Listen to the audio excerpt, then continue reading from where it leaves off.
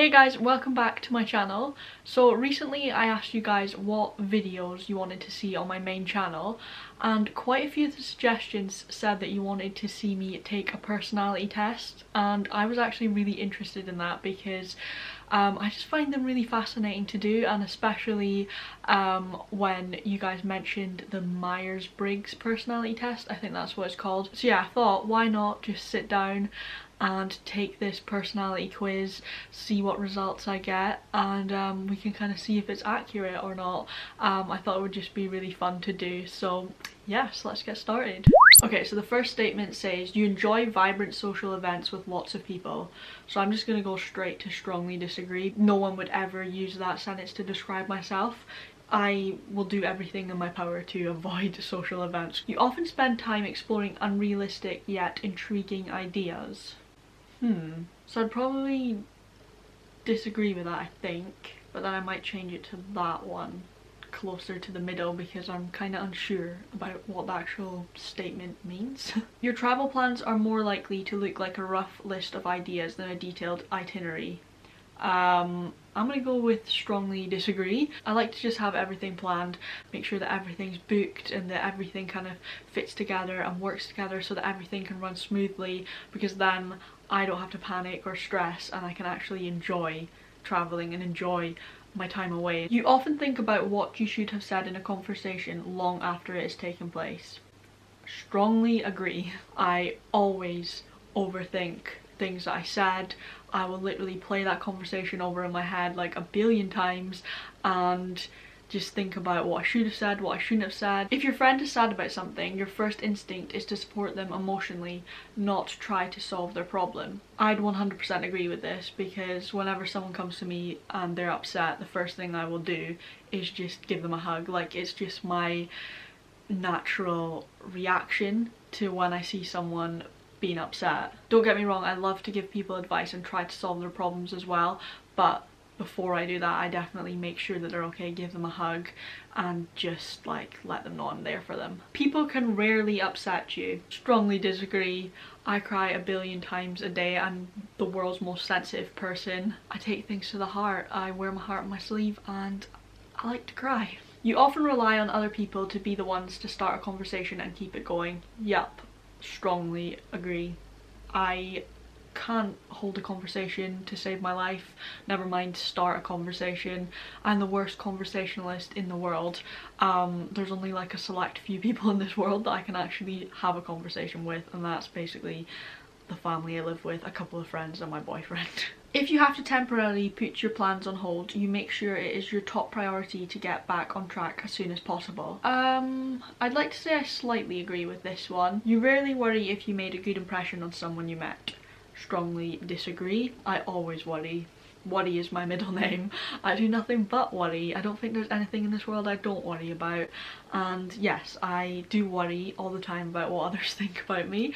I shouldn't, because at the end of the day, if someone doesn't like me, then, you know, you can't really do anything about it. It would be a challenge for you to spend the whole weekend all by yourself without feeling bored.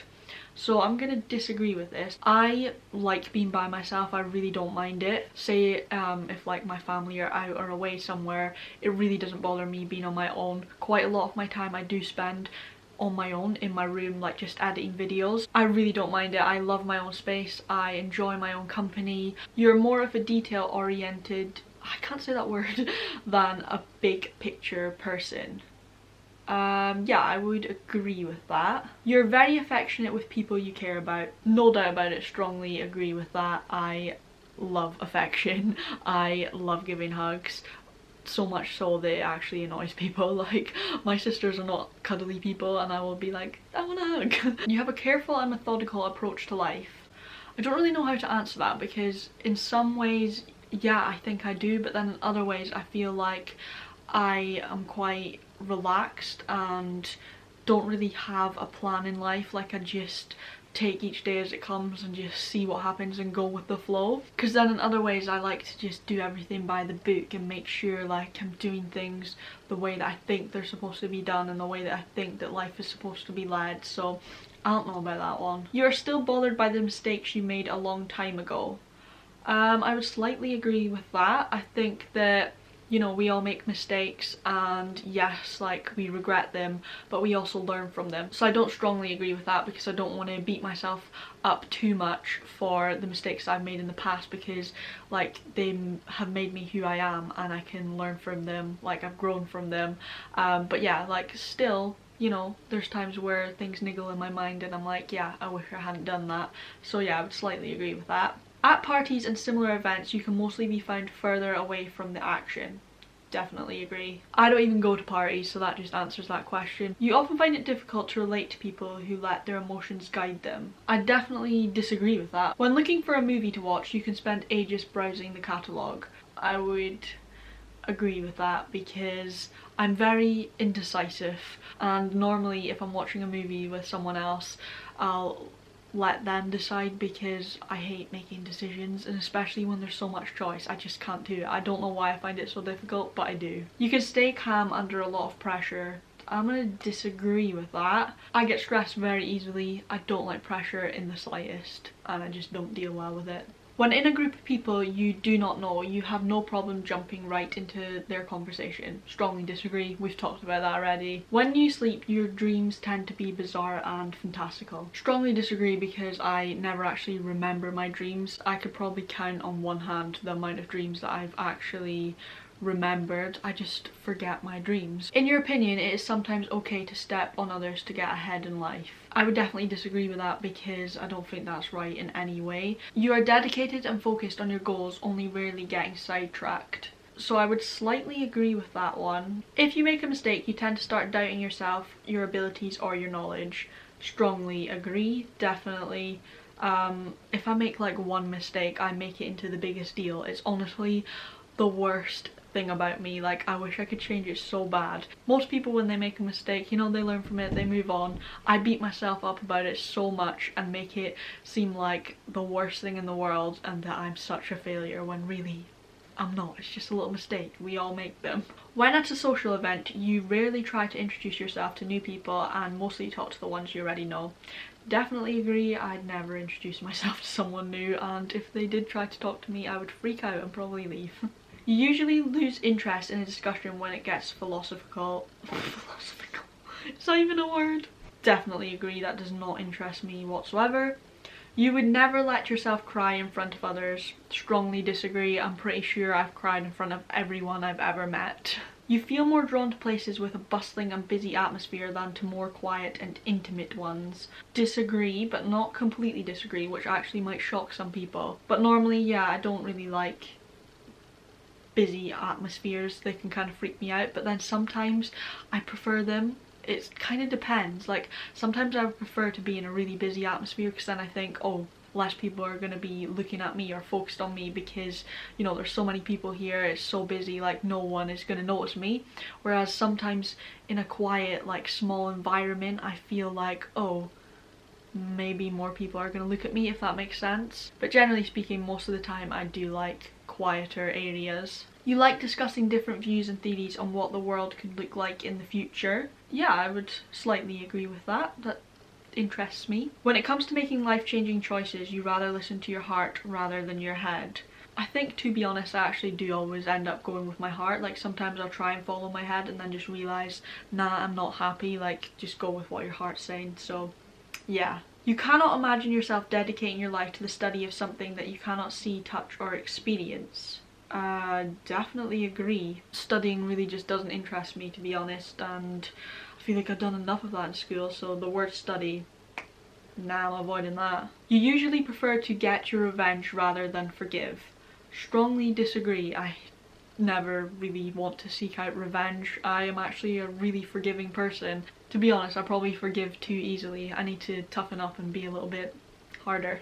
You often make decisions on a whim. I would slightly disagree with that. Normally decisions, you know, take time. If they're important, then I will definitely think about them. But I mean, sometimes I have made decisions on a whim. I'm like, I'm gonna get my nose pierced. Like, little decisions like that. The time you spend by yourself often ends up being more interesting and satisfying than the time you spend with other people. I would slightly agree to this one, just because it depends, like, on who the people are. If it specifically said, like, family, then I would definitely, like, straight away disagree. But if we're just talking about people in general, then yeah, I would slightly agree with that, because I know that I would prefer to just spend time alone. You often put special effort into interpreting the real meaning or the message of a song or a movie. Definitely strongly disagree. I never really understand the meaning to songs. Like, I'm so bad. I'll just sing my own words. Like, I don't even know the words to most songs. I just make up my own lyrics, and then like my sister or something will say something about the song and I'm like, oh, that's what it means. I just sing the words. I don't really think about that. You always know exactly what you want. Let's disagree with that, because no, I really don't. Like, I don't know. That's why I don't have any plan in life, because I don't know what I want. And like I said, I'm a really indecisive person. I'm just like, let's just see what happens. You rarely think back on the choices you made and wonder what you could have done differently. So I'm going to slightly disagree with that, because, you know, sometimes I do think to myself, did I make the right choice there? Like, what would have happened if I had chose something different, or if I'd gone down this different path? Like, would I be happier? Would I have this? Would I have that? But then I'm like, you know what? There's no point in looking back. Just look forward into the future, because you can actually change what's going to happen in the future. You can't change what's happened in the past, so there's no point worrying about it if you can't change it. But then I don't really listen to my own advice, hence why I'm kind of disagreeing with that. When in a public place, you usually stick to quieter and less crowded areas. Yeah, slightly agree. We kind of covered that last time. You tend to focus on present realities rather than future possibilities.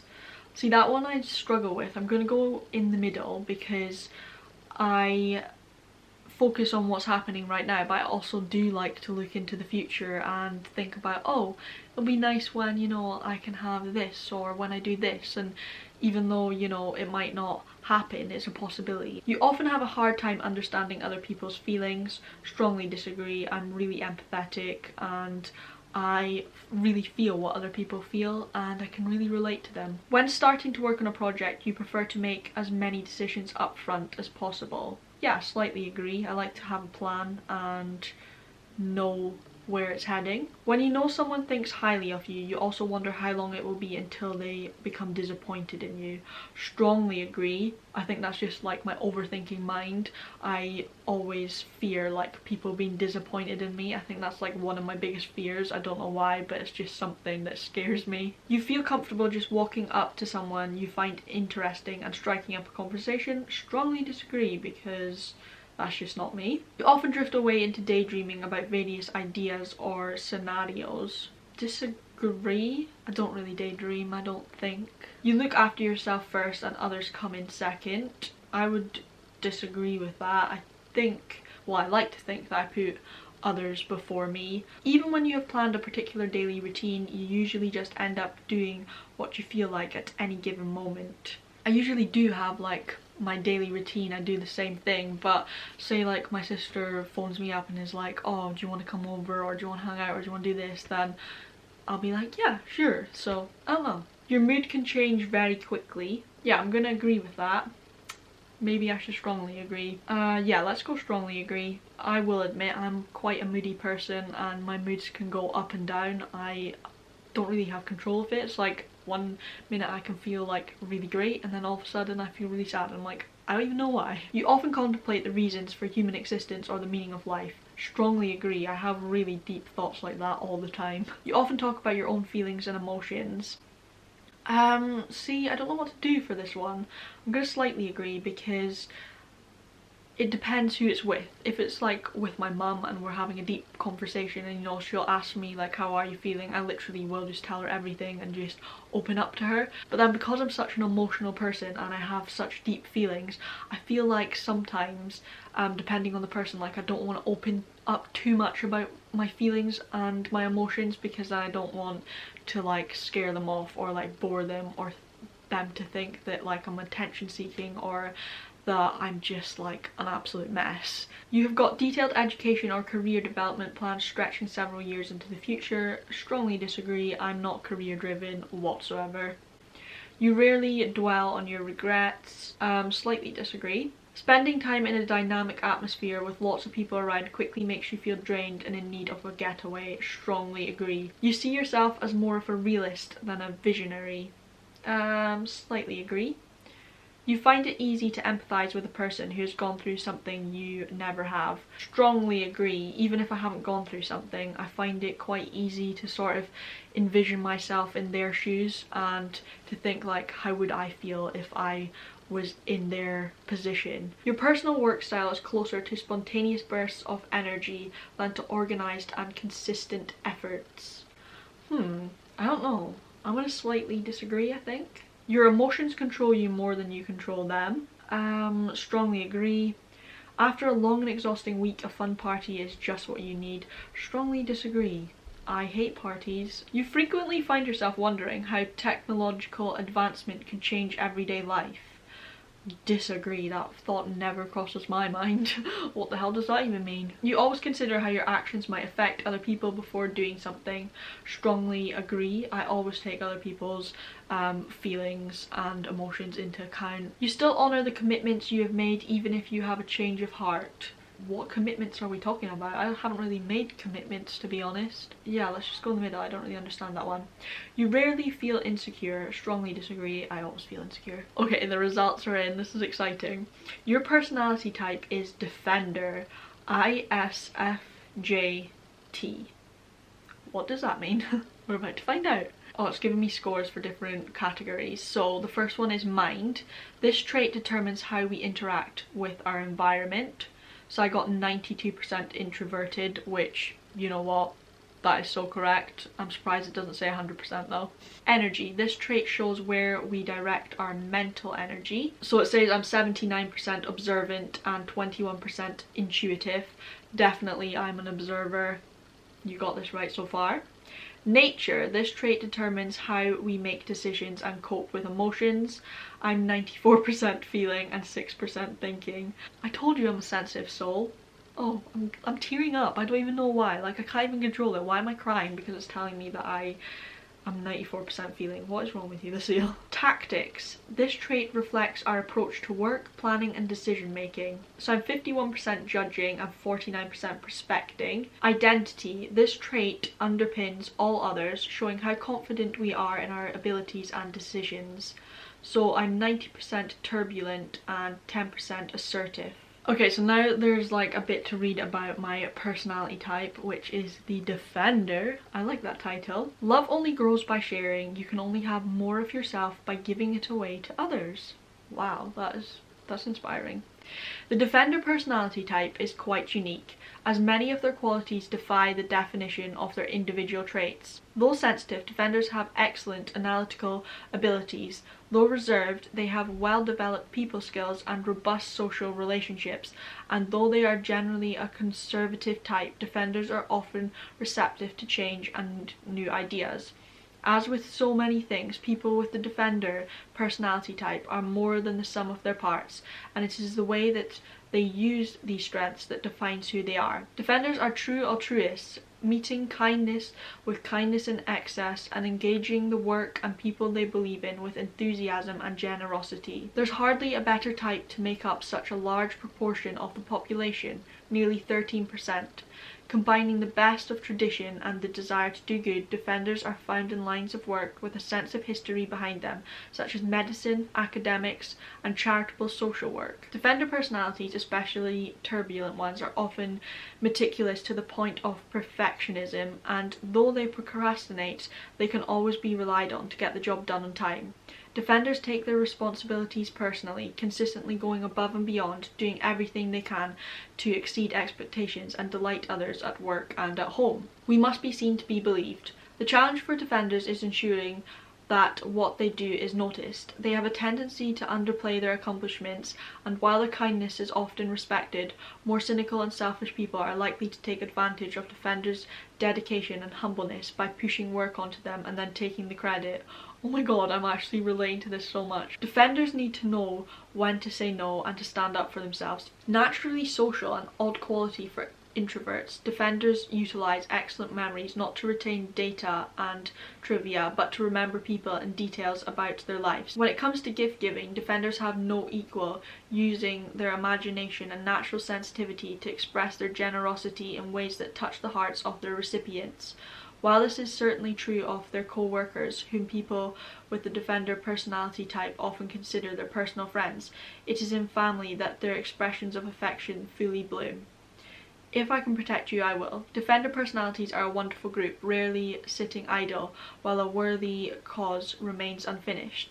Defenders' abilities to connect with others on an intimate level is unrivaled among introverts, and the joy they experience in using these connections to maintain a supportive, happy family is a gift for everyone involved. They may never be truly comfortable in the spotlight and may feel guilty taking due credit for team efforts, but if they can ensure that their efforts are recognised, defenders are likely to feel a level of satisfaction in what they do that many other personality types can only dream of. Well, that was super interesting. I really enjoyed taking that quiz, and it also just like really made me think about like my sort of qualities and my attributes, and just think deeply about myself. Let me know if you take the quiz. I will leave the link to the quiz down below in the description box, and if you do take the quiz, let me know in the comments down below what your results are, what personality type you are. I would love to know. If you did enjoy watching the video, please don't forget to give it a big thumbs up.